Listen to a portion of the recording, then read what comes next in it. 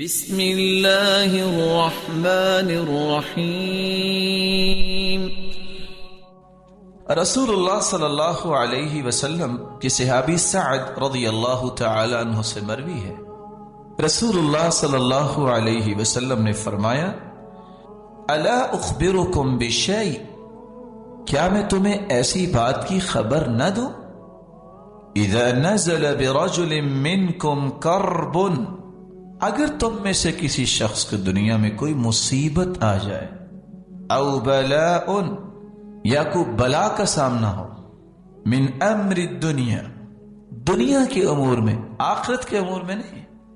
دعا به، اور وہ یہ دعا پڑھ لے، ففرج عنہ، اللہ وہ مصیبت اور بلا اس سے دور فرما دیں گے۔ دعاء ذنون، مچھلی والے کی دعا،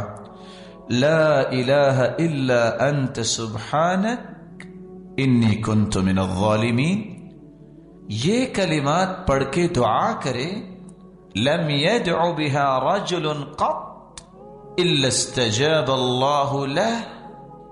جو بھی دعا کرے یہ کلمات پڑھنے کے بعد